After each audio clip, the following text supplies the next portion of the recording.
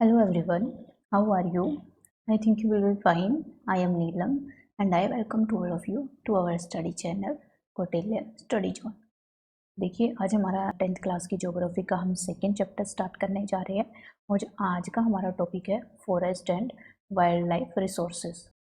देखिए हम सबसे पहले बात करते हैं forest and wild life resources के अंदर बायोडाइवर्सिटी होती क्या है, मतलब बायोलॉजिकल डाइवर्सिटी जो है वो क्या होती है। जो भी हमारे फ्लोरा एंड फ्योना पाए जाते हैं उनकी जो भी रिचनेस होती है, मतलब जितने भी टाइप के अलग अलग डिफरेंट टाइप के जो हमें स्पीसीज़ वगैरह मिलती हैं और इसके साथ साथ जो हमारे ये स्पीसीज़ जो हमारी फ्लोरा के अंदर भी हो सकती है और फ्योना के अंदर भी, मतलब ये एनिमल्स भी हो सकते हैं और साथ के साथ ये जो है हमारे प्लांट्स वगैरह भी हो सकते हैं।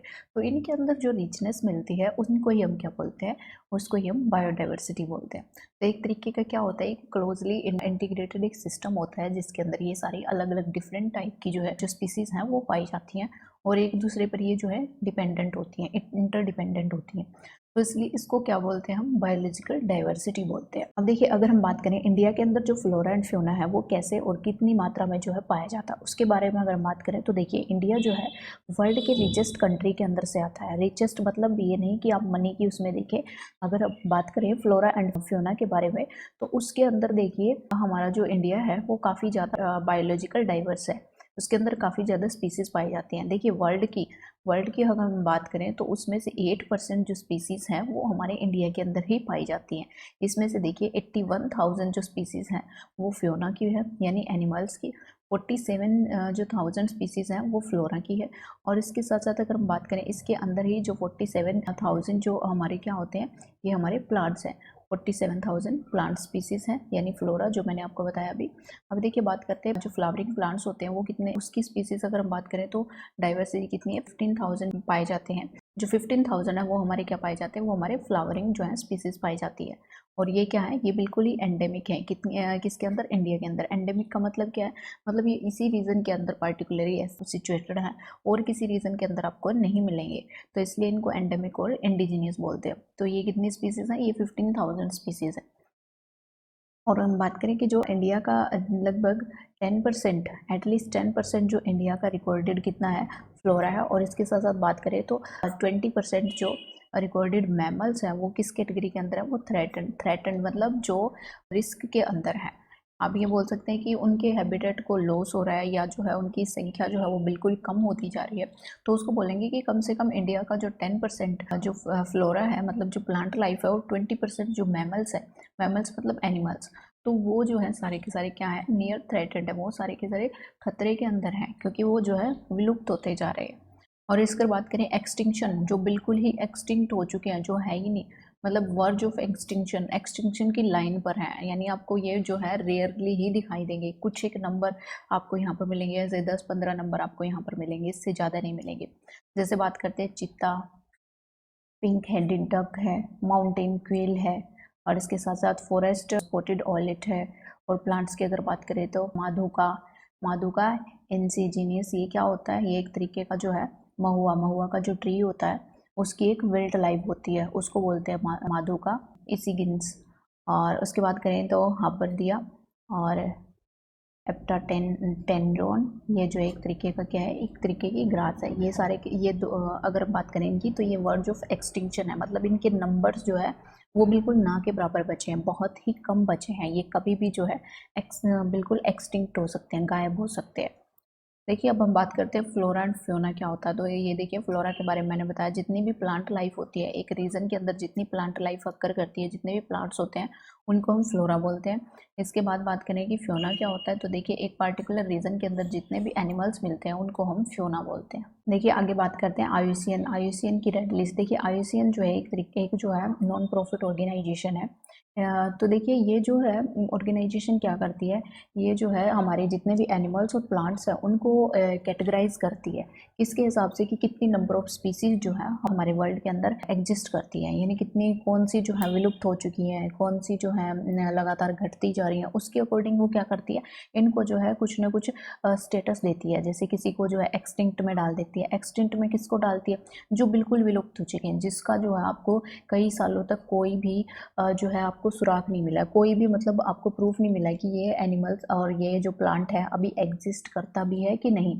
ये एक्सटिंक्ट हो चुका है, बिल्कुल गायब हो चुका है, कई सालों से इसकी कोई भी जो है स्पीसी आपको दिखाई नहीं दी है।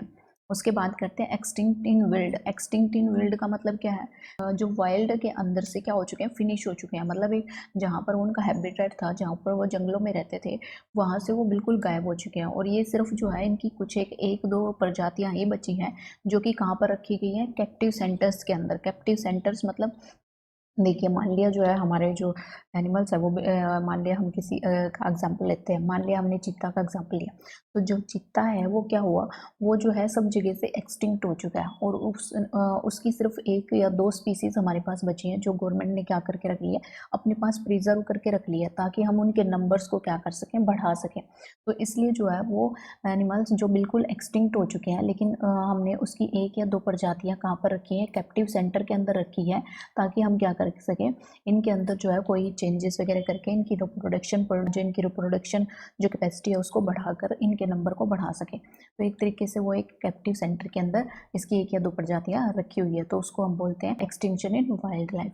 उसकी बात करते हैं क्रिटिकली एंडेंजर्ड। देखिए, जिसकी 70 से 90% तक जो प्रजाति है वो विलुप्त हो चुकी है, उसको हम क्रिटिकली एंडेंजर्ड की स्पीसीज में डाल देते हैं। उसके बाद बात करते हैं एंडेंजर्ड के बारे में। देखिए कि जिसकी 50 to 70% जो स्पीसीज हैं वो विलुप्त हो चुकी हैं, उनको जो है एंडेंजर्ड कैटेगरी के अंदर डाल दिया जाता है। उसके बाद बात करते हैं वल्नरेबल। तो देखिए, जिसकी 30 से लेकर 50% तक जो प्रजाति हैं वो विलुप्त हो चुकी हैं, उनको हम वल्नरेबल कैटेगरी के अंदर डाल देते हैं। उसके बाद बात करते हैं लिस्ट कंसर्न के बारे में। देखिए, जो अगर हम इनको केयर ना करें, ये जो इस कैटेगरी के अंदर जिन एनिमल्स को अगर हम डालते हैं, इनकी केयर ना करें, तो ये जो है ऐसी घड़ी किसके अंदर चली जाएंगी, ये जो है एंडेंजर्ड यानी थ्रेटन्ड स्पीसीज जो है वो बन जाएंगी। मतलब ये भी जो है हमारे लिए एक तरीके का इशू बन जाएगा कि ये जो स्पीसीज अगर हम इनको जो है प्रोटेक्ट नहीं करेंगे, तो कहीं ना कहीं ये भी कल को थ्रेटन्ड कैटेगरी में चली जाएंगी और भी संख्या में कम हो जाएंगी। उसके बाद बात करते हैं नियर थ्रेटन्ड। तो देखिए, ये भी जो है क्या है, नियर थ्रेटन्ड है, यानी खतरे के अंदर है। अगर इनको भी अच्छे से प्रोटेक्शन ना दी जाए, और इसके साथ साथ इनके हैबिटेट को अगर हम सही ढंग से प्रोटेक्ट नहीं करेंगे, तो ये भी फ्यूचर में क्या हो जाएंगी, ये भी थ्रेटन्ड हो जाएंगी, मतलब ये भी खतरे में पड़ जाएंगी।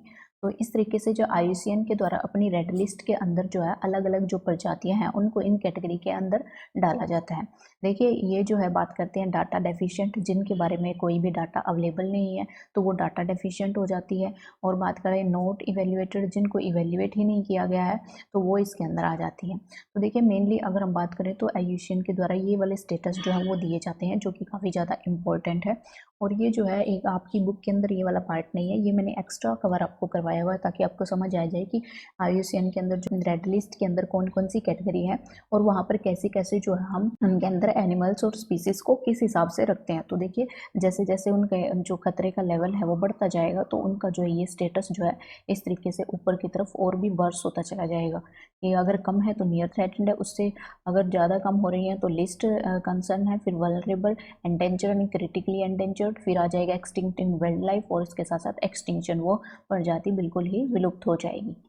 तो देखिए, आपकी बुक में जो दिया हुआ है जो क्लासिफिकेशन है वो इस तरीके से दिया हुआ है, जो IUCN के द्वारा जो जो हमारी ये international union for conservation of nature and natural resources है, इसने क्लासीफाई किया। आपके जो है बुक में सिर्फ इतना ही दिया हुआ है, तो आप इसको इतना कवर कर सकते हैं, वो मैंने एक्स्ट्रा जो है आपको बताया हुआ है।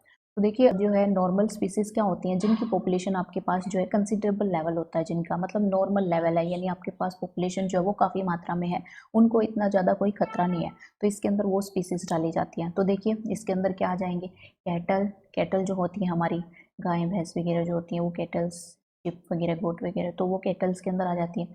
उसके बाद बात करते हैं साल, पाइन, रोडेंट। साल और पाइन ये जो है एक तरीके ट्रीज हैं, साल और पाइन के।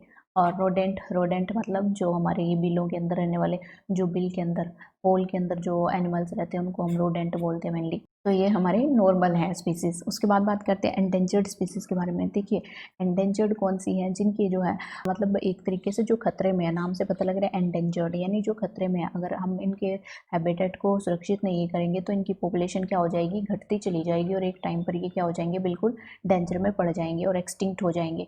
तो इसके अंदर कुछ नाम लिए गए हैं जैसे कि black buck, crocodile, Indian wild ass, और इसके साथ साथ देखिए Indian rhino, lion tailed macaque, sangai deer, ये जो मणिपुर के अंदर मिलता है संघाई डियर वो है। तो आप इनकी पिक देख सकते हैं। ये देखिए ये ब्लैक बग आपको दिखाई दे रहा है, ये क्रोकोडाइल, ये देखिए ये मणिपुर वाला जो संघाई डियर है वो है, ये लॉयन टेल मकाओ है, मकाओ, लॉयन टेल मकाओ। ये जो आपको राइनो दिखाई दे रहा है, ये वाइल्ड एस आपको दिखाई दे रहा है। तो ये सारी की सारी क्या है, एंडेंजर्ड स्पीसीज है। आगे देखिए बात करते हैं वल्नरेबल स्पीसीज़ के बारे में। देखिए इनकी जो ऐसी स्पीसीज़ हैं जिनका लेवल भी डिक्लाइन हो रहा है और अगर हम इनको जो है सेव नहीं करेंगे तो ये इस कैटेगरी के अंदर पहुंच जाएंगी, इसके अंदर एंडेंजर कैटेगरी के अंदर। तो इसके कुछ एग्जांपल देखिए, ब्लू शिप, एशियाटिक एलिफेंट और गंगेटिक डॉल्फिन। तो आप इनके जो है पिक देख सकते हैं। ये देखिए ब्लू शिप, एशियाटिक जो एलिफेंट है और ये हमारी डॉल्फिन जो है। तो ये हमारी क्या है, वल्नरेबल स्पीसीज़ है। उसके बाद बात करते हैं रेयर स्पीसीज। रेयर स्पीसीज क्या होती हैं, देखिए ये कुछ एक जो है मतलब काफ़ी रेयर होती हैं और इनकी बिल्कुल ही स्मॉल पॉपुलेशन होती है और ये कुछ जो है जगह पर ही सीमित होती है, इससे ज़्यादा जगह पर आपको ये नहीं मिलेंगी। तो अगर इनको हम प्रोटेक्ट नहीं करेंगे तो ये भी वल्नरेबल कैटेगरी के अंदर जा सकती हैं। तो अब देखिए ये इसके अंदर जो है हमारे कौन कौन से एग्जाम्पल दिए हुए हैं, जैसे हिमालयन ब्राउन बियर है, एशियाटिक बफेलो है, डेजर्ट फोक्स और हॉर्नबिल। तो ये हमारे जो है इसके कुछ एग्जाम्पल है। इनको पिक की सहायता से आप देख सकते हैं। ये देखिए ब्राउन बियर है, एशियाटिक बफेलो है, ये हॉर्नबिल है और ये जो हमारा डेजर्ट फोक्स है वो है। तो आप देख सकते हैं ये डेजर्ट फोक्स। देखिए उसके बाद बात करते हैं एंडेमिक स्पीसीज के बारे में। देखिए सबसे पहले हमने बात की नॉर्मल स्पीसीज के बारे में, फिर एंडेंजर्ड के बारे में बात की, फिर हमने वल्नरेबल के बारे में बात की, रेयर स्पीसीज के बारे में बात करी। आगे आगे बात करते हैं एंडेमिक। देखिए ये एंडेमिक स्पीसीज क्या होती हैं, ये होती हैं सिर्फ कुछ जो एंडेमिक एरिया जो एक पर्टिकुलर एरिया होता है ना उसके अंदर ही मिलती हैं, इससे बाहर नहीं मिलेंगी आपको। मतलब एक अलग सा ही एरिया है जो स्पीसीज सिर्फ उसी एरिया के अंदर रह सकते हैं, किसी दूसरे एरिया के अंदर नहीं रह सकती, उनको हम एंडेमिक बोलते हैं। जैसे कि अंडमान टेल, इसके साथ साथ देखिए Nicobar pigeon, Andaman wild pig और मिथुन इन अरुणाचल प्रदेश। तो ये इस तरीके की स्पीसीज आप यहाँ पर देख सकते हैं। ये देखिए अंडमान टेल है, ये निकोबार पिजन आपको दिखाई दे रहा है, ये जो वाइल्ड पिग्स है वो आपको दिखाई दे रहा है, ये मिथुन जो अंदर अरुणाचल प्रदेश के अंदर जो मिलता है। तो आप देख सकते हैं यहाँ पे। उसके बाद बात करते हैं हम एक्सटिंक्ट जो स्पीसीज़ हैं। एक्सटिंक्ट स्पीसीज़ क्या होती हैं, देखिए एक्सटिंक्ट स्पीसीज़ जो होती हैं जो बिल्कुल ही गायब हो चुकी हैं, एक्सटिंक्ट हो चुकी हैं, यानी अब ये आपको नहीं मिलेंगी कहीं पे भी। तो ये जो है हमारी एक्सटिंक्ट के अंदर आती है। तो देखिए इनके अंदर कौन कौन से एनिमल्स आते हैं। देखिए ये हमारे हैं एशियाटिक चीता जो है हमारा, और इसके साथ साथ देखिए पिंक हेडेड डक। देखिए जो एशियाटिक चीता है ना वो वर्ल्ड का फास्टेस्ट एनिमल है, लैंड एनिमल, बहुत ज़्यादा तेज गति से ये दौड़ता है। आप इसका नाम जो है, ये साइंटिफिक नेम है वो आप देख सकते हैं। ऐसे इतना ज़्यादा इंपॉर्टेंट नहीं है लेकिन कई बार जो है जनरल क्वेश्चन पूछा जा सकता है। एसिनोनेक्स और जुबेंटस, ये हमारा क्या है, एशियाटिक चीता का साइंटिफिक नेम है। तो इसके अंदर अगर बात करें तो ये कैट एनिमल से बिलोंग करता है। कैट जो हमारी कैट प्रजाति होती है जिसके अंदर हमारा क्या कौन कौन से एनिमल्स आते हैं, मेनली जिसके अंदर हमारा जो है कैट आती है और हम चीता वगैरह होता है वो आते हैं। इसके साथ साथ जो है लेपर्ड भी इसके अंदर आता है। तो ये जो है आप ये कुछ एनिमल्स हैं जो कैट फैमिली से बिलोंग करते हैं। तो ये सारे के सारे जो है इसके अंदर आते हैं। टाइगर को भी इसके अंदर आप काउंट कर सकते हैं। तो ये सारे हमारे कैट फैमिली के मेंबर हैं। तो देखिए इसकी स्पीड कितनी है, 1 आवर में ये 112 किलोमीटर तक दौड़ सकता है। और ये जो है एक्सटिंक्ट, नियरली एक्सटिंक्ट है, मतलब ये लगभग एक्सटिंक्ट हो चुका है। और इंडिया के अंदर से तो ये बिल्कुल ही ख़त्म हो चुका है। इंडिया के अंदर तो इसकी कोई भी प्रजाति जो है वो नहीं दिखाई दी है। अभी इंडिया ने जो है बात की थी कि ये जो है इसको चित्ता को दोबारा से हमारे इंडिया के अंदर लेके आएगा और दोबारा से जो है इसको क्या करेगा। अब ये जो है चित्ता लेके कहाँ से आएंगे, देखिए पहले जो है एशियाटिक चित्ता की अगर हम बात करें, जो एशियाटिक चित्ता है वो हमारा ईरान के अंदर ही बचा हुआ है। ओनली ईरान के अंदर ही इसकी 10 से 15 तक जो प्रजातियां हैं सिर्फ वही बची हुई हैं। इंडिया ने जो है ईरान से रिक्वेस्ट की थी कि वो जो है कुछ एक मतलब 1-2 प्रजाति हैं जो चित्ते की वो हमें दे दे, ताकि जो है हम यहाँ पर क्या कर सकें, दोबारा से हमारे इंडिया के अंदर चित्ता को इंट्रोड्यूस कर सकें। लेकिन ईरान ने इसको साफ साफ मना कर दिया कि नहीं हम नहीं देंगे। तो इसके बाद फिर इंडिया ने बात की है नामीबिया से। नामीबिया कहाँ पर है, देखिए नामीबिया जो है अफ्रीका कॉन्टिनेंट है वहाँ पर है। तो देखिए अफ्रीका कॉन्टिनेंट के अंदर एशियाटिक चित्ता नहीं मिलता, वहाँ पर आपको अफ्रीकन जो चित्ता है वो मिलेगा। तो इसलिए जो है अब हम बात करनी है कि हम अपने जो कंट्री के अंदर अफ्रीकन चीता जो है वो लेकर आएंगे। एशियाटिक चीता नहीं, अफ्रीकन चीता, जो एशियाटिक चीता ओनली अब ईरान के अंदर ही बचा है। अगर ये यहाँ से भी इसकी जो पॉपुलेशन खत्म हो जाती है तो ये बिल्कुल ही एक्सटिंक्ट हो जाएगा। तो यहाँ पर आप पिक देख सकते हैं, ये देखिए ये हमारा एशियाटिक चीता है और ये देखिए ये पिंक हेडेड डक है जो लगभग बिल्कुल विलुप्त होने की कगार पर है। देखिए अब बात करते हैं कि कौन कौन से फैक्टर हैं जिनकी वजह से क्या होता है, फ्लोरा एंड फ्योना का क्या होता है, डिप्लीशन होता है। तो इसके अंदर काफ़ी सारे फैक्टर हैं, जैसे हम रेलवे लाइन्स वगैरह बिछाते हैं, एग्रीकल्चर करते हैं, कमर्शियली एग्रीकल्चर करते हैं, साइंटिफिक फॉरेस्ट्री करते हैं और माइनिंग एक्टिविटी करते हैं। इनकी वजह से क्या होता है कि हमें फॉरेस्ट वगैरह को काटना पड़ता है और उनकी वजह से फिर हमारी जो भी उसके अंदर वाइल्ड लाइफ जो भी रहती है और जितने भी प्लांट डाइवर्सिटी होती है वो क्या हो जाती है, एक तरीके से डिप्लीट हो जाती है, उनका डिप्लीशन हो जाता है, यानी वो नष्ट हो जाती है। दूसरा फैक्टर हम बात करें कि जो जूम कल्टीवेशन होती है, यानी shifting cultivation, slash and burning agriculture जो होती है, देखिए ये इसके बारे में मैंने आपको जो है पिछली वीडियोस के अंदर काफ़ी अच्छे से बताया हुआ कि ये होती क्या है। तो इसके अंदर अगर हम बात करें कि जो हमारी ट्राइब्स होती है ना, ट्राइबल जो जनजाति होती हैं, तो देखिए ये हमारी क्या कहाँ पर रहती है कि फॉरेस्ट के अंदर रहती हैं। तो ये अपना लाइवलीहुड कैसे कमाती हैं, तो देखिए ये अपने लाइवलीहुड के लिए फॉरेस्ट पर ही डिपेंड करती हैं। तो ये क्या करती हैं कि मान लिया देखिए इतना जो है ये जो है मान सकते हैं आप, ये फॉरेस्ट एरिया है। अगर ये फॉरेस्ट एरिया है, इसके अंदर जो है ये ट्राइबल पीपल रहते हैं, तो ये क्या करते हैं कि फॉरेस्ट का इतना हिस्सा जो है यहाँ के जो जितने भी पेड़ हैं उनको जला करके जो है उनकी जो राख वगैरह जो बचती है, ऐश वगैरह जो होती है, वो क्या करते हैं उसको उस मिट्टी के अंदर मिलाकर उसको क्या करते हैं, उसके अंदर कल्टीवेशन करते हैं। तो वो लगभग 3 या 4 साल तक उसके अंदर कल्टीवेशन करते हैं। जब उसकी फर्टिलिटी जो है वो ख़त्म हो जाती है, फिर उस हिस्से को छोड़ देते हैं, फिर वो ये दूसरा हिस्सा साफ़ करते हैं, वहाँ से जो है पेड़ों को साफ़ करते हैं, वहाँ पर उनको जला देते हैं, दोबारा से इस एरिया के अंदर कल्टीवेशन शुरू कर देते हैं, फिर अगले एरिया के अंदर। तो इस तरीके से वो जो है फॉरेस्ट को काट काट कर वहाँ पर क्या करते हैं, जूम कल्टीवेशन यानी शिफ्टिंग कल्टीवेशन करते हैं। तो ये इसको स्लैश एंड बर्निंग एग्रीकल्चर भी बोलते हैं। तो देखिए जैसे ही अगले एरिया की तरफ वो मूव करते हैं, यहाँ पर दोबारा से प्लांट लाइफ जो है वो दोबारा से उगना शुरू हो जाती है, यहाँ पर भी उगनी शुरू हो जाती है। लेकिन फिर भी जो फॉरेस्ट जो हमारे नेचुरल फॉरेस्ट है उनका तो लॉस हो ही जाता है और वहाँ पर जो वाइल्ड लाइफ रहती है उसका भी लॉस हो जाता है। तो इसलिए जो है ये भी एक तरीके से इसके लिए खतरा है। उसके बाद बात करते हैं एनरिचमेंट प्लांटेशन। जब हम एक ही टाइप की जो वेजिटेशन जो है एक ही एरिया के अंदर काफ़ी ज़्यादा मात्रा में लगा देते हैं, मान लिया ये फॉरेस्ट के अंदर काफ़ी सारे जो है अलग अलग टाइप की वैरायटीज़ के जो है प्लांट्स है, लेकिन हम क्या करते हैं एक ही जो स्पीसीज़ है उसको ज़्यादा प्लांटेड कर देते हैं, एक्सटेंसिवली प्लांटेड कर देते हैं, और उसकी वजह से क्या होता है जो बाकी की स्पीसीज़ होती है ना प्लांट्स की, वो वहाँ से गायब होना शुरू हो जाती है। तो उसको एक तरीके से हम क्या बोलते हैं, एक एनरिचमेंट प्लांटेशन बोलते हैं। यानी मतलब एक ही प्रजाति की जो स्पीसीज़ है, एक ही स्पीसीज़ जो है वो काफ़ी ज़्यादा एक्सटेंसिवली मात्रा में क्या कर दी जाती है, प्लांटेड कर दी जाती है। जैसे हम बात करें जो टीक है, टीक की हमने मोनोकल्चर मतलब एक ही तरह की जो खेती है वो कर दी हमने, पूरा टीक टीक टीक सब जगह टीक जो है वो हमने उगा दिया। उसकी वजह से क्या हो गया कि साउथ इंडिया के जो फॉरेस्ट थे वो जो है उनका डिक्लाइन हो गया, मतलब वहाँ पर डैमेज हो गया उनका, क्योंकि देखिए फॉरेस्ट के अंदर सिर्फ एक ही तरह के प्लांट नहीं मिलते, एक ही तरह के ट्रीज नहीं मिलते, उसके अंदर जो आपको डिफरेंट डिफरेंट टाइप्स के जो है प्लांट्स वगैरह काफ़ी टाइप के जो है आपको ट्रीज वगैरह मिलेंगे।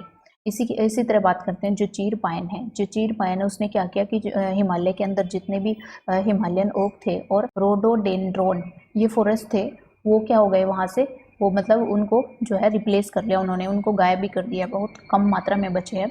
किसकी वजह से, चीर पाइन की वजह से। आगे बात करते हैं कि दूसरा हमारा जो अलग फैक्टर है वो हमारा क्या है, लार्ज स्केल के जो डेवलपमेंट प्रोजेक्ट हम लगाते हैं, जो इंडस्ट्रीज़ वगैरह हम लगाते हैं, उनकी वजह से भी काफ़ी ज़्यादा जो है हमें क्या होता है कि हमारी जो फ्लोरा एंड फ्योना का डिप्लीशन हो जाता है। जैसे कि नर्मदा सागर जो प्रोजेक्ट है मध्य प्रदेश के अंदर, जो हमने नर्मदा रिवर के ऊपर बनाया है, अगर उसकी बात करें तो उसकी वजह से हमें क्या होगा, जो 40,000 हेक्टेयर के जो फॉरेस्ट है ना उनको जलाना पड़ा। तो आप देख लीजिए कि एक एक प्रोजेक्ट को बनाने के लिए हमें कितने सारे फॉरेस्ट का जो है नुकसान करना पड़ता है। आगे बात करें तो देखिए वेस्ट बंगाल के अंदर क्या होता है कि जो डोलोमाइट है वो एक हमारा जो है मिनरल है, उसकी माइनिंग करने के लिए हमें काफ़ी सारे जो फॉरेस्ट जो है उनकी डिप्लीशन करनी पड़ती है। इसके साथ साथ देखिए हैबिटेट डिस्ट्रक्शन, हंटिंग करते हम, पोचिंग, ओवर एक्सप्लॉयटेशन कर देते हैं, एनवायरनमेंट का पोल्यूशन बढ़ा देते हैं, पॉइजनिंग एंड फॉरेस्ट फायर जो है, ये सारे के सारे फैक्टर हैं जो इंडिया की बायोडाइवर्सिटी को क्या कर रहे हैं, डिक्लाइन कर रहे हैं, यानी ख़त्म कर रहे हैं। उसके बाद बात करते हैं हिमालयन यू। ये क्या है? ये एक तरीके का प्लांट है जो हमारे हिमालयन एरिया के अंदर पाया जाता है।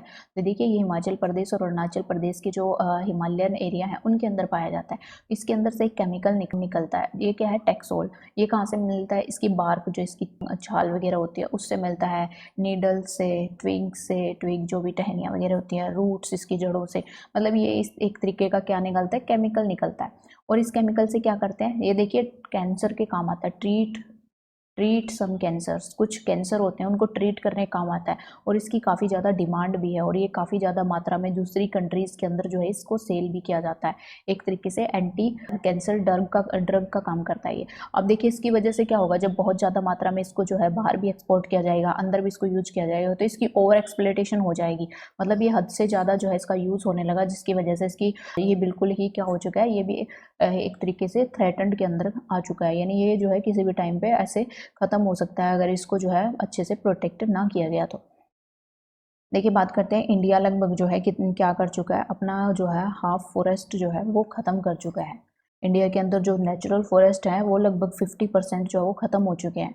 अगर वेटलैंड की बात करें तो वो सूख चुके हैं, उनमें से 1/3 जो है वो सूख चुके हैं। उसके बाद बात करें कि जो सरफेस वाटर जो बॉडीज़ हैं, जो हमारी रिवर्स वगैरह, वो 70% तक पोल्यूटेड हो चुकी हैं। और जो हमारे मैनग्रोव है वो लगभग 40% तक वाइप आउट हो चुके हैं, मतलब ख़त्म हो चुके हैं। और काफ़ी सारे जो थाउजेंड ऑफ प्लांट और एनिमल्स की जो स्पीसीज़ है वो एक्सटिंक्शन की कगार पर आ चुकी है, मतलब एक्सटिंक्ट होने की कगार पर है, वो कभी भी एक्सटिंक्ट हो सकती है।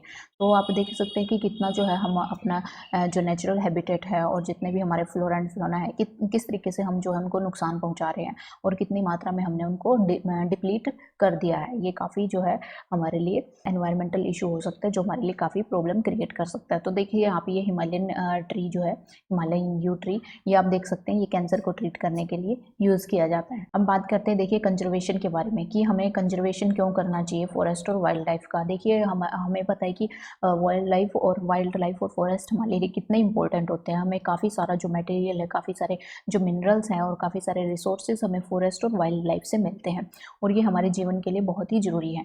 तो इसकी कंजर्वेशन के लिए देखिए गवर्नमेंट ने क्या किया है, Indian wild life protection act जो है 1972 के अंदर बनाया है, ताकि क्या किया जा सके, एनिमल्स को और उनके हैबिटेट को प्रोटेक्ट किया जा सके। तो इसके अंदर जो है काफ़ी सारी जो एंडेंजर्ड स्पीसीज़ हैं, जो खतरे के अंदर है, उनकी हंटिंग को बैन कर दिया है। हंटिंग को बैन कर दिया, उनको लीगल प्रोटेक्शन दी गई है। और उस एरिया के अंदर क्या कर दिया गया, ट्रेड को रिस्ट्रिक्ट कर दिया गया, कोई ट्रेड नहीं होगा। यानी हम क्या करते थे, एनिमल्स को मार करके उनका क्या कर देते थे, ट्रेड कर देते थे। उनके जो भी खाल वगैरह हैं और उनसे मिलने वाले जितने भी जो भी हम स्किन वगैरह जो यूज़ करते हैं, और जैसे कि हम जो है एलिफेंट के जो टिथ वगैरह होते हैं उनको भी उनके अंदर भी हम ट्रेड करते हैं। तो इन सब को क्या कर दिया गया, बैन कर दिया गया। काफ़ी सारे जो है स्टेट गवर्नमेंट है उनके द्वारा क्या किया गया है, नेचुरल फॉरेस्ट जो है, नेचुरल पार्क जो है, नेशनल पार्क वो एस्टेब्लिश किए गए हैं, वाइल्ड लाइफ सेंचुरीज जो एस्टेब्लिश की गई है, ताकि इनको एनिमल्स को जो है और जो प्लांट्स हैं उनको प्रोटेक्ट किया जा सके।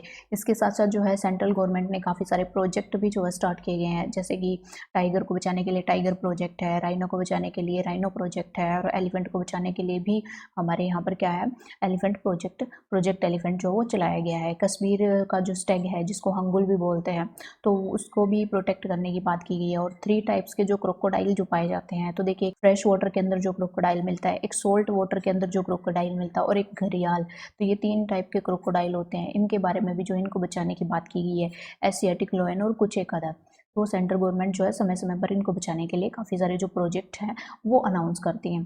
तो इंडिया के अंदर अभी मोस्ट रिसेंटली कौन से चले हुए हैं, तो ये देखिए इंडिया, ये जो है एलिफेंट को, जो इंडियन एलिफेंट है उसको बचाने के लिए, ब्लैक बक जो चिंकारा भी बोलते हैं उसको बचाने के लिए, ग्रेट इंडियन बस्टर्ड जिसको गोदावान भी बोलते हैं, और स्नो लेपर्ड, इनको बचाने के लिए काफ़ी सारे प्रोजेक्ट जो है इंडिया के द्वारा अभी रिसेंटली स्टार्ट किए हुए हैं।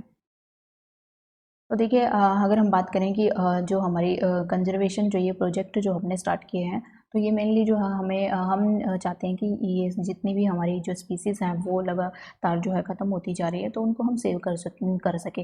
लेकिन इसके साथ साथ हम बात करें कि कुछ इंसेक्ट्स को बचाने के लिए भी जो है गवर्नमेंट के द्वारा, इंसेक्ट्स मतलब जो बटरफ्लाइज वगैरह होती हैं, ठीक है, तो इनको बचाने के लिए भी जो इंडिया के द्वारा काफ़ी सारे कंजर्वेशन जो प्लानिंग की गई है। तो इसके अंदर हम बात करें वाइल्ड लाइफ जो एक्ट है 1980 का और 1986 का, इसके अंदर जो 100 ऑफ बटरफ्लाइज जो है, moths, beetles, one dragonfly, तो इस सारे को जो है लिस्टेड कैटेगरी के अंदर डाल दिया गया ताकि इनको भी प्रोटेक्ट किया जा सके। अगर हम बात करें प्लांट्स की, तो सबसे पहले एनिमल्स के बारे में जो है इंडिया ने स्टार्ट किया था कि एनिमल्स को 1972 से कि एनिमल्स को प्रोटेक्ट करेंगे। 1991 में क्या किया कि इंडिया ने फर्स्ट टाइम प्लांट्स को भी इसके अंदर इंक्लूड कर दिया कि हम प्लांट्स को भी इसके अंदर क्या करेंगे, प्रोटेक्शन देंगे। सबसे पहले जो प्लांट्स की 6 स्पीसीज को इसके अंदर इंक्लूड किया गया था। देखिए जैसे प्रोजेक्ट टाइगर की बात की थी, प्रोजेक्ट टाइगर है क्या, तो देखिए प्रोजेक्ट टाइगर को जो है 1973 में जो है स्टार्ट किया गया था, जब ये देखा गया कि जो टाइगर की पॉपुलेशन अब बिल्कुल डिक्लाइन होती जा रही है और बहुत ही ज़्यादा कम हो चुकी है और इनको प्रोटेक्ट करना बहुत जरूरी है, तो इसलिए जो है इंडिया ने क्या स्टार्ट किया था, प्रोजेक्ट टाइगर स्टार्ट किया था। अगर हम बात करें तो इंडिया और नेपाल के अंदर ये सबसे ज़्यादा मात्रा में पाए जाते हैं, लगभग 2/3 जो है इंडिया और नेपाल के अंदर ही पाए जाते हैं। और इनमें से जो है अगर हम बात करें कि इंडिया के अंदर जो है, इंडिया जो है मेनली 80 से 85% जितने भी वर्ल्ड के अंदर टाइगर पाए जाते हैं उनको कवर करता है। अभी रिसेंट जो सर्वे हुआ है टाइगर्स का, जो सेंसस हुआ है, उसके अकॉर्डिंग अगर हम बात करें, इंडिया के अंदर लगभग पूरे वर्ल्ड के अंदर जितने टाइगर मिलते हैं उसका 80 से 85% तक मिलते हैं, क्योंकि इंडिया के अंदर जो है इस प्रोजेक्ट के अंदर काफ़ी सारे टाइगर्स को प्रोटेक्ट किया गया है और उनके नंबर को बढ़ाया गया है। तो देखिए अभी इंडिया के अंदर जो है 50 टाइगर रिजर्व है, 50 यानी 50 टाइगर रिजर्व जो है वो एस्टेब्लिश किए गए हैं स्पेशली टाइगर को जो है प्रोटेक्ट करने के लिए। और ये लगभग जो है 32,137 जो है स्क्वायर किलोमीटर का एरिया वो कवर करते हैं। तो आप देख सकते हैं इसके अंदर जो है कुछ एक जिनके नाम यहाँ पर दिए गए हैं, जैसे कार्बेट नेशनल पार्क है, सुंदरवन नेशनल पार्क, जो कि कार्बेट नेशनल पार्क ये उत्तराखंड के अंदर है, Sundarban national park West Bengal के अंदर है, बांधवगढ़ जो नेशनल पार्क है वो मध्य प्रदेश के अंदर है, सरिस्का वाइल्ड लाइफ सेंचुरी ये हमारी राजस्थान के अंदर है, मानस टाइगर रिजर्व ये हमारा असम के अंदर है, पेरियार टाइगर रिजर्व ये हमारा केरला के अंदर है। तो यहाँ पर ये सारे के सारे क्या है, टाइगर रिजर्व है और यहाँ पर टाइगर्स को प्रोटेक्ट किया गया है। तो आप देख सकते हैं ये हमारा जो है टाइगर जिसको प्रोटेक्ट करने की बात की है। देखिए ये अभी रिसेंट का सर्वे है, ये करंट अफेयर है, तो इसको मैंने इसके अंदर डाल दिया। तो आप देख सकते हैं इसको कि यहाँ पर देखिए मध्य प्रदेश के अंदर सबसे ज़्यादा जो टाइगर है उनको रिजर्व किया गया है, सबसे ज़्यादा टाइगर जो है यहाँ पर जो है प्रोटेक्टेड है। उत्तराखंड के अंदर 3rd नंबर पर है, उससे 2nd नंबर पर जो है वो कर्नाटका के अंदर है, उसके बाद देखिए उत्तराखंड के अंदर है, फिर आप देख सकते हैं यहाँ पर जो है महाराष्ट्र के अंदर आप देख सकते हैं, फिर तमिलनाडु के अंदर केरला और आसाम, फिर उसके बाद उत्तर प्रदेश। तो यहाँ पर देख सकते हैं कि कितनी कितनी पॉपुलेशन जो है वो कहाँ कहाँ पर पाई जाती है। तो आप यहाँ पर देख सकते हैं बाकी वर्ल्ड के अंदर, तो देखिए इतने तो जो है हमारे सिर्फ उत्तराखंड के अंदर है, जितने जो है रशिया के अंदर अकेले भी नहीं है। तो रशिया के अंदर, इंडोनेशिया के अंदर आप देख सकते हैं, Malaysia, Nepal, Thailand, Bangladesh, Bhutan, Myanmar और रेस्ट ऑफ द वर्ल्ड।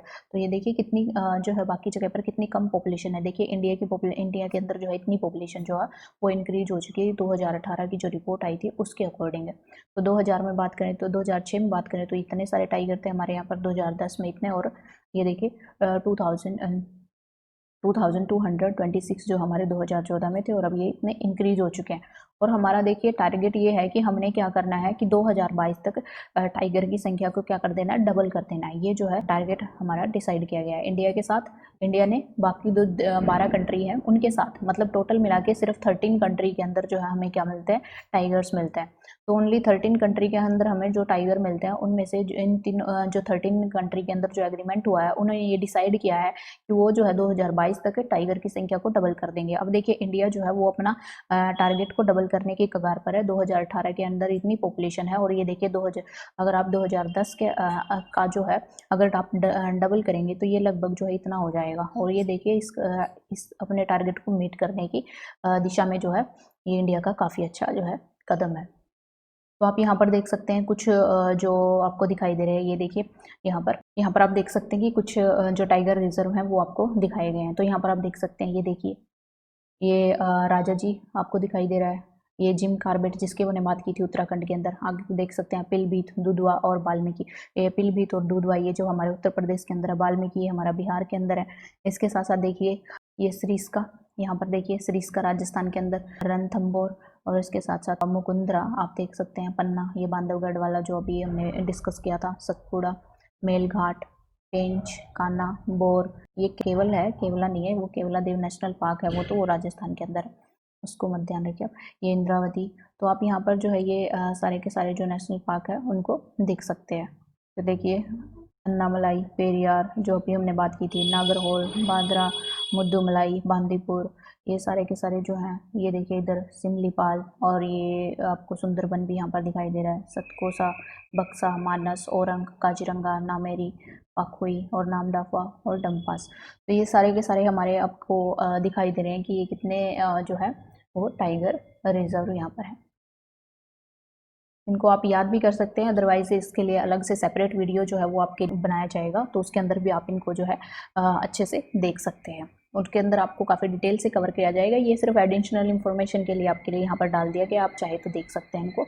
तो देखिए हम बात करते हैं types and distribution of forest and wild life resources के बारे में। तो देखिए फॉरेस्ट हमारे जो है मेनली 3 कैटेगरीज के अंदर हमने डिवाइड किया है। एक तो हमारा रिजर्व्ड है, दूसरा प्रोटेक्टेड है और तीसरा जो है अनक्लास्ड है।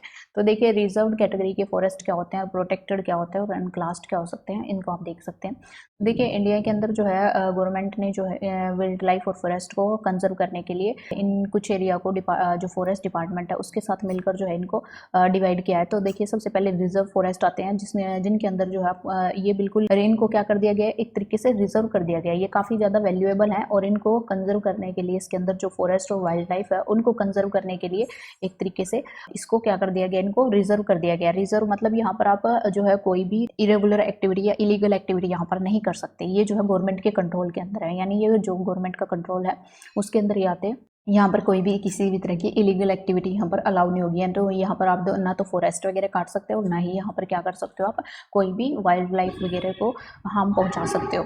उसके बाद बात करते हैं प्रोटेक्टेड फॉरेस्ट के बारे में। देखिए प्रोटेक्टेड फॉरेस्ट हमारे जो है लगभग 1/3 जो है फॉरेस्ट का 1/3 टोटल फॉरेस्ट का 1/3 एरिया हमने किस में डाला है, प्रोटेक्टेड के अंदर डाला है। और ये फॉरेस्ट डिपार्टमेंट के द्वारा इसको मतलब गवर्नमेंट के द्वारा फॉरेस्ट डिपार्टमेंट की सहायता से इसको डिक्लेयर किया गया है ताकि इसका फर्दर डिप्लीशन ना हो। यानी जितना डिप्लीट हो चुका है उतना ठीक है, लेकिन उससे ज़्यादा जो है इसको डिप्लीट ना हो, इसलिए इसको प्रोटेक्टेड। इसके अंदर भी जो आपको इलीगल जो एक्टिविटीज़ होती हैं उनको बैन किया गया। उसके बाद देखिए अनक्लास्ड फॉरेस्ट क्या होते हैं। देखिए ये जो है अनक्लास्ड फॉरेस्ट वो होते हैं जिनको ना तो कोई प्रोटेक्शन मिली है ना कोई रिजर्वेशन मिली है, रिजर्व किया गया है, लेकिन इनको क्या किया गया कि गवर्नमेंट के द्वारा इनको भी मैनेज किया जाता है with the help of private individual and community. मतलब यहाँ पर जो है लोग क्या कर सकते हैं, इनसे बेनिफिट ले सकते हैं, इन फॉरेस्ट से क्या कर सकते हैं, बेनिफिट उठा सकते हैं। तो देखिए जो रिजर्व्ड और प्रोटेक्टेड जो फॉरेस्ट है उनको हम परमानेंट फॉरेस्ट बोलते हैं, क्योंकि आप क्या कर सकते हैं, इनको नुकसान नहीं पहुंचा सकते और ये जो है परमानेंट उतने ही रहेंगे जितना इनको रिजर्व और प्रोटेक्टेड किया गया है। देखिए जो मध्य प्रदेश है उसके अंदर जो फॉरेस्ट है, जो फॉरेस्ट जो पाए जाते हैं वो ज़्यादातर जो है परमानेंट है, मतलब उनको आप जो है नुकसान नहीं पहुंचा सकते, वो जो है परमानेंट रहेंगे। उसके बाद देखिए जम्मू एंड कश्मीर, आंध्र प्रदेश, उत्तराखंड, केरला, तमिलनाडु और इसके साथ साथ वेस्ट बंगाल और महाराष्ट्र, इसके अंदर जो फॉरेस्ट पाए जाते हैं वो ज़्यादातर कैसे हैं, रिजर्व फॉरेस्ट है, इनको रिजर्व किया गया। लेकिन बात करें बिहार, हरियाणा, पंजाब, हिमाचल प्रदेश, उड़ीसा और राजस्थान, इनके अंदर जो है ये काफ़ी प्रोटेक्टेड जो है फॉरेस्ट पाए जाते हैं। और अगर हम गुजरात और नॉर्थ ईस्ट की बात करें, जो गुजरात के अंदर जो एरिया और नॉर्थ ईस्टर्न वाला एरिया है, तो देखिए नॉर्थ ईस्ट वाले एरिया में ज़्यादातर मोस्टली ट्राइबल पीपल जो हैं वो फॉरेस्ट के अंदर रहते हैं, तो वो वाला एरिया और गुजरात वाला एरिया। तो यहाँ पर कैसे फॉरेस्ट है, यहाँ पे अनक्लास्ड फॉरेस्ट है, और ये अनक्लास्ड जो है फॉरेस्ट किसके द्वारा मैनेज किए जाते हैं, ये लोकल कम्युनिटीज़ के द्वारा जो इनको मैनेज किया जाता है। तो देखिए बात करते हैं कम्युनिटी इन कंजर्वेशन। तो देखिए जो हमारी कम्युनिटी होती है, यानी जो ट्राइबल पीपल होते हैं, वो भी क्या करते हैं, वो भी फॉरेस्ट को एक तरीके से रिजर्व करने का काम करते हैं।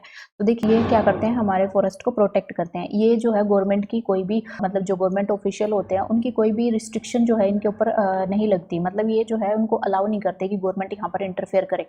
ये लंबे टाइम तक इसी के ऊपर इनका जो लाइवलीहुड डिपेंड करता है, और ये क्या करते हैं, ये लोकल कम्युनिटी स्ट्रगल करते रहते हैं इनके हैबिटेट को कंजर्व करने के लिए। तो देखिए अगर हम बात करें जो सरिस्का टाइगर रिजर्व है, ये राजस्थान के अंदर है। यहाँ पर जो है लोगों ने फाइट की थी, किसके अगेंस्ट, जो माइनिंग एक्टिविटीज़ जो वहाँ पर स्टार्ट की गई थी उसके लिए फाइट की गई थी कि इस एरिया के अंदर जो है माइनिंग नहीं होगी, क्योंकि यहाँ पर जो भी वाइल्ड लाइफ रहती है तो उसको क्या हो सकता है, नुकसान हो सकता है। और दूसरे एरिया के अंदर भी काफ़ी सारे जो है विलेजेस की इन्वॉल्वमेंट रहती है, जिसके अंदर जो है वो क्या करते हैं कि गवर्नमेंट की जो इन्वॉल्वमेंट है उसको रिजेक्ट कर देते हैं कि गवर्नमेंट जो है यहाँ पर बिल्कुल भी इंटरफेयर नहीं करेगी। तो देखिए कुछ जो 5 विलेजेस हैं अलवर डिस्ट्रिक्ट के अंदर जो कि राजस्थान के अंदर है, उसका जो 1200 जो हेक्टेयर की जो फॉरेस्ट है, जो कि किसके अंदर आते हैं, भैरवदेव धाक सोनचुरी, भैरवदेव धाको जो सोनचुरी है उसके अंदर आते हैं। उनको उन्होंने क्या कर दिया है, अपने ही रूल रेगुलेशन के अंदर वो चलाते हैं, अपने ही रूल रेगुलेशन उन्होंने डिक्लेयर किए हुए हैं। इसके अंदर जो है वो गवर्नमेंट का इंटरफेयर जो है वो बर्दाश्त नहीं करते हैं।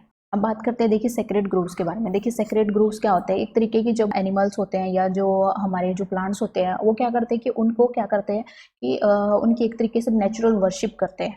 नेचुरल वर्शिप वो उसी उसी अवस्था में रहते हैं जिस अवस्था में वो प्लांट हुए हैं। तो देखिए एक तरीके के ये क्या होते हैं, सेवरल वर्जिन फॉरेस्ट होते हैं। अब देखिए वर्जिन फॉरेस्ट कौन से होते हैं, देखिए इनको क्या किया, बिल्कुल भी जो है यहाँ पर बिल्कुल भी किसी तरीके की कोई भी एक्टिविटी वो अलाउ नहीं करते। इनकी इसलिए यूज़ करते हैं, वो सिर्फ एक तरीके से उनको गॉड एंड गॉडेस के फॉरेस्ट के रूप में जो है उनकी पूजा करते हैं कि ये हमारे जो गॉड हैं और गॉडेस है उनकी फॉरेस्ट है और इनको हम क्या नहीं करेंगे, इनको कोई भी नुकसान नहीं पहुंचाने देंगे। तो यहाँ पर जैसे हम बात करें जो मुंडा है और जो संथाल के पीपल हैं जो छोटा नागपुर एरिया के अंदर रहते हैं, वहाँ पर जो है वो क्या करते हैं, महुआ महुआ जो पेड़ है और इसके साथ साथ काडम्बा काडम्बा जो पेड़ है उसके क्या करते हैं, उनकी प्रोटेक्शन करते हैं, उनकी वर्शिप करते हैं। वो उसको बिल्कुल उसी अवस्था में रखते हैं, उसको वो क्या नहीं करने देते, उसके अंदर किसी की इंटरफेरेंस जो है वो सहन नहीं करते। इसके साथ साथ जो ट्राइबल्स हैं उड़ीसा और बिहार के, वो भी क्या करते हैं, जो टैमरिंड है, टैमरिंड जो पेड़ है और इसके साथ साथ जो मैंगो है उसकी क्या करते हैं, वर्शिप करते हैं। उसके और उसको जो है वेडिंग के दौरान भी उसकी वर्शिप की जाती है। जो वेडिंग वगैरह शादियाँ वगैरह होते हैं उस टाइम पे इन पेड़ों की पूजा की जाती है। और एक तरीके से इनको क्या मानते हैं, सेक्रेट मानते हैं। सेक्रेट मानते हैं मतलब इनको पवित्र मानते हैं और इनकी पूजा करते हैं और इनको कोई भी नुकसान नहीं पहुंचाने देते। अगर हम बिश्नोई कम्युनिटी की बात करें जो कि राजस्थान के अंदर है, तो यहाँ पर देखिए ये क्या करते हैं, ये जो है ब्लैक बग को पवित्र मानते हैं, जिसको चिंकारा भी बोला जाता है, नील गाय और पिकॉक, इनको जो है प्रोटेक्ट करने के लिए ये काफ़ी ज़्यादा जो है क्या है, कंसर्न है। मतलब ये क्या करते हैं, उनको प्रोटेक्ट करते हैं और किसी भी तरीके का नुकसान जो है इनको पहुंचाने नहीं देते हैं। आपने सुना होगा कि काफ़ी सारे मूवमेंट भी होते हैं, जैसे चिपको मूवमेंट जो कि हिमालयस के अंदर हुआ था। मतलब फॉरेस्ट वगैरह को काटने के लिए जो लोग आए थे वो, तो वहाँ के लोगों ने क्या किया कि वो जाकर हर एक पेड़ से जो है वहाँ पर जाकर चिपक गए थे और जिसकी वजह से जो उन्होंने उनके पेड़ों को कटने से बचाया था। तो वो एक तरीके का क्या था, चिपको मूवमेंट था। इसके साथ साथ जो फार्मर और कुछ सिटीजन ग्रुप्स हैं उन्होंने क्या किया कि बीज बचाओ आंदोलन जो है वो स्टार्ट किए हैं। कहाँ पर, टेहरी के अंदर, और इसके साथ साथ जो नवधान्य इन एरिया के अंदर क्या किया है, बीज बचाओ आंदोलन जो है वो स्टार्ट किया है। तो आप देख सकते हैं यहाँ पर एक तरीके से ये वृक्ष देखिए कितने पुराने जो आपको दिखाई दे रहे हैं। इनको ये जैसे उगे थे उसी तरीके से इनको जो है मतलब ग्रो करने दिया जाता है। इनके अंदर कोई इंटरफेरेंस नहीं की जाती, यहाँ पर कोई कटिंग वगैरह नहीं की जाती, कोई भी वुड वगैरह कलेक्ट नहीं किया जाता। मतलब इनको जो है अनटच्ड छोड़ दिया जाता है, मतलब इनको टच ही नहीं किया जाता। ये सिर्फ वर्शिप के लिए इनको यूज़ करते हैं। तो आप देख सकते हैं ये क्या हमारे सेक्रेट ग्रूव्स हैं। तो देखिए हम जो है बात करें कि जो हमारी गवर्नमेंट ने काफ़ी सारे जॉइंट प्रोग्राम चलाए हैं जो कि कम्युनिटी के साथ मिलकर भी चलाए हैं कि कम्युनिटी, जो लोकल कम्युनिटी है उसको इन्वॉल्व करके हम क्या करें, हमारे जो भी एनिमल्स वगैरह, वाइल्ड लाइफ और फॉरेस्ट जो है उनको क्या करें, प्रोटेक्ट करें। तो इसके लिए जो है गवर्नमेंट के अंदर काफ़ी सारे जॉइंट फॉरेस्ट प्रोग्राम को चलाए गए हैं। इसके साथ साथ बात करें तो 1988 से जब से स्टेट के अंदर जो है स्टेट ऑफ उड़ीसा के अंदर ये जो है सबसे पहले क्या पास किया गया था, ये joint forest act management act जो है वो हमारा कहाँ पर पास किया गया था, सबसे पहले उड़ीसा के अंदर पास किया गया था। तो वहाँ पर जो है इसी तरीके से गवर्नमेंट के साथ मिलकर क्या करती है, लोकल कम्युनिटी जो है इन एरिया को प्रोटेक्ट करती है। तो देखिए एक गौतम बुद्धा की जो है एक स्टेटमेंट है जो आप जो है कहीं पर जब ऐसे वगैरह लिखते हैं या अपने आंसर को जो है अच्छा बनाने के लिए आप इस कोटेशन का यूज़ कर सकते हैं। तो यहाँ पर देखिए क्या बात की गई है कि जो ट्रीज़ है ना वो क्या है, वो एक पिकुलर ऑर्गेनिज्म है, एक जो क्या करते हैं, जो अनलिमिटेड, जिनके अंदर क्या है, काइंडनेस, यानी बहुत ही ज़्यादा इनके अंदर दया है, बेनिवलेंस और दूसरों का उपकार करने की भावना है, दूसरों का भला करने की भावना है।